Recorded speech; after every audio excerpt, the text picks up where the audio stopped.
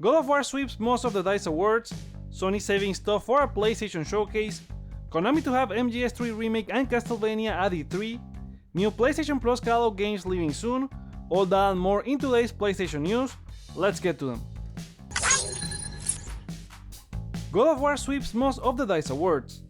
The DICE Awards held by the Academy of Interactive Arts and Sciences happened this week, hosted by Canaphonics Greg Miller and IGN's Stella Chung, where developers recognized the work of their peers, and God of War Ragnarok swept in most award categories, but Game of the Year slipped again. God of War managed to win Outstanding Achievement in Animation, Art Direction, Character with Kratos, Original Music Composition, Audio Design, Story, and Adventure Game of the Year. As for overall Game of the Year, Elden Ring took the top spot alongside Outstanding Achievement in Game Direction, Game Design, Technical Achievement, and RPG of the Year. Other winners included Vampire Survivors as the Best Action Game, Multiversus Best Fighting Game, Gran Turismo 7 Best Racing, Oli Oli World Best Sports Game, Dwarf Fortress Best Strategy Simulation, Red Matter 2 Best Immersive Reality Game, Tunic got the Best Indie Game, the Best Mobile Game was Marvel Snap, and Final Fantasy XIV as the Best Online Game. Congrats to all the winners and their teams for a fantastic year of games. What do you think about the winners? Share your thoughts in the comments. Sony saving stuff for a PlayStation showcase. So the State of Play happened this week and a lot of fans felt it was disappointing. If you missed the announcements, you can catch up with my recap here. On our poll, 34% of you thought it was okay at best, giving it 3 stars, 36% gave it a positive note with 4 or 5 stars, and 30% were on the negative side with 2 and 1 stars. I also said during the stream I would give it 3 stars, but could have gone with 2 as well. According to insider Jeff Grubb, who leaked this State of Play, the event was an obligation from Sony with partners to meet their co-marketing deal. For example, Resident Evil 4 or Suicide Squad will be advertised as a PlayStation game in online or TV ads, plus review copies will be given for PS5. Grubb also said that Sony is saving the good stuff for the PlayStation showcase that's going to happen before E3, a presentation that was meant to happen last fall, but they kept pushing it back because developers were not ready, but now they are gearing up for a massive show that sets up the second phase of the PS5. It could also be the fact that there were still PS5 stock issues last fall, and it wouldn't have helped to promote upcoming games for a console people had issues buying, but with those problems fixed now, they can go ahead with phase 2. Not to give up excuses, but to be fair, Sony set up expectations correctly when they announced the last State of Play. It's hard to do it without spoiling what's gonna be in the show, and it's unavoidable to have shows like this at some point. Now let's look forward to the next showing. What were your thoughts on the State of Play? Do you think Sony is saving stuff for a showcase later? What are you hoping to see? Let us know in the comments. Spider-Man 2 story details may have leaked. A user in the 4chan forums that claimed to be a playtester for Spider-Man 2 has leaked a few story details from the game.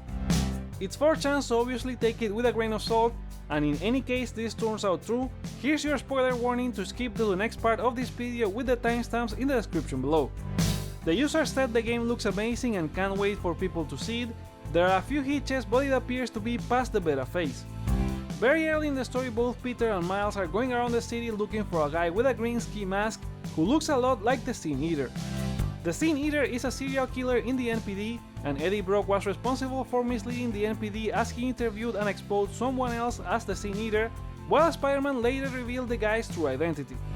It's part of what causes Eddie to hate Peter and something that doesn't seem to be adapted to other mediums that often. While they confirm there's a character that resembles the Sin Eater in the game, they can't claim the same events will happen since Peter no longer works at the Bugle in the game's story. They also mention how they tested other phases or gameplay bits of the game, such as stopping and webbing enemies in previous alpha phases. Again, this is a rumor from 4chan, so remember, grain of salt. But I can see how Insomniac could adapt the Sin Eater story into Spider-Man to make it different from what we have seen before. It also fits the darker tone the game may have. Do you think this part of the story could become true when the game launches? Voice your opinion in the comments. Konami to have MGS3 Remake and Castlevania at E3. We have had rumors for a while about Konami reviving their franchises, and we know their plans for Silent Hill, but a new report tells us they may bring the Metal Gear Solid 3 Remake and Castlevania to E3 this year. The rumor comes from Andy Robinson during the inaugural BGC podcast, where he said Konami is planning a big E3 with a new Castlevania in addition to the Dead Cells DLC announced at the Game Awards. Castlevania has already a track record of being handled by an external developer when Spanish studio Mercury's team did the Lords of Shadow trilogy. That same developer has since made the acclaimed Metroid Dread for Switch, so the return to Castlevania would be very exciting. Then there's the much discussed Metal Gear Solid 3 Remake, which Robinson also expects them to finally show. However, it's less clear if the company plans to bring back older games to new platforms in some form. But he imagines the MGS3 Remake is going to be somewhat of a test bed for that. Konami is also opening up to collaborating with more developers, but it's unclear as to which franchises they would open up. There have been several Metal Gear Solid Remake rumors, with one going around for a while now of an MGS3 Remake being developed by Virtuos. Even Sony's own Bluepoint games have been linked to a remake, but for the original Metal Gear Solid. The most recent rumor was one from Area Jugones before the Game Awards, saying the Metal Gear Solid Remake was real, and they later updated the information that the game could be announced in the first 6 months of the year. So just like Silent Hill, there could be several remakes being worked on, but it remains to be seen if the Japanese publisher is indeed ready to reveal them later this year. Do you think this is the year we finally get to see a Metal Gear Solid comeback? What about Castlevania? Place your bets in the comments below. New PlayStation Plus catalog games leaving soon. At the State of Play we'll learn about the new games coming to the PlayStation Plus game catalog this month. Meanwhile, on the PlayStation Store, Sony has updated the catalog section with games set to leave the service soon. The list includes WWE 2K22, Monster Energy Supercross The Official Video Game 5, Victor Brand Overkill Edition, a Velocivox Ultimate Bundle, The Vanishing of Ethan Carter, Override 2 Super Mech League, Ghost of a Tale, Dungeons 2, and Danger Zone. WWE 2K22 leaves on March 13, which we already knew about, but the rest are only marked as leaving soon, presumably on March 21st, since that's when the next PS Plus catalog update happens. The WWE game was an exception, as it was a December game that was included in January, and it leaves before the next game comes out. What do you think about this lineup leaving soon? Share with us in the comments. Now let's go for a round of quickfire game news. EA has started looking at fans' interest in another Dead Space remake, with some users reportedly receiving a survey asking if they would be interested in a Dead Space 2 or Dead Space 3 remake. With Dead Space ending up at number 2 in the NPD sales ranking for January, it seems the company understands again they have an important hit franchise, and we will likely get another remake. Capcom has announced that Resident Evil 4 PSVR 2 mode is now in development, and it will be launched as free DLC for the game in the future, with more details to be shared soon. We knew about PSVR 2 content for Resident Evil 4 since last June when the game was revealed during a State of Play, but it's unclear if the game will be fully playable like its sibling Resident Evil Village. Speaking of Resident Evil, its father Shinji Mikami, who also created The Evil Within and creatively supported the recent Ghostwire Tokyo and Hi-Fi Rush, is set to leave Tango Gameworks and Bethesda soon.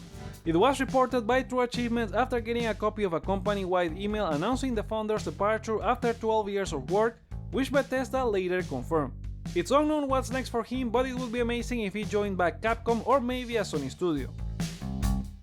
Bandai Namco and From Software have announced that Game of the Year winner Elden Ring has now sold 20 million copies worldwide just a few days before its first year anniversary, a number that combines physical and digital sales including Steam. Both companies thanked fans for their support and said they will continue to develop various ways for the fans to enjoy the world of Elden Ring in the future, in what sounds like a hint for more DLC. Hogwarts Legacy is also enjoying great sales since launching earlier this month, with WB Games president David Haddad telling Variety that they are very pleased with the initial launch and see a bright future for their other platform launches such as PS4. The game has now been played for more than 267 million hours, with 12 million copies sold since February 10th. A TV series for HBO Max appears to be in the works according to website Giant Freaking Robot, who has a good track record for entertainment news.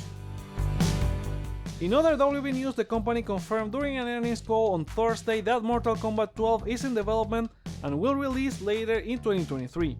With Sony owning EVO, we may see the publisher reveal the game at that rumored PlayStation showcase before E3 and later show more at the EVO event in August, possibly with a fall launch.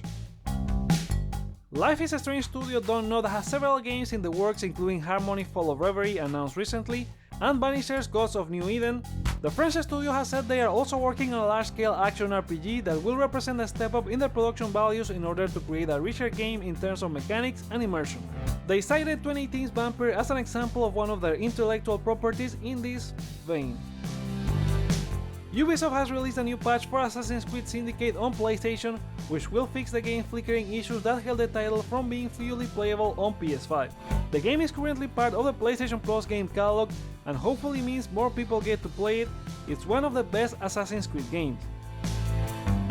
And those are the PlayStation stories for today. What are your thoughts on them? Share them in the comments below, let me know your feedback by liking or disliking this video, check out other videos you may enjoy while you're here, and consider subscribing for more on PlayStation. Thank you so much for watching, my name is Joseph, this is Hype for Games, and let's get hype!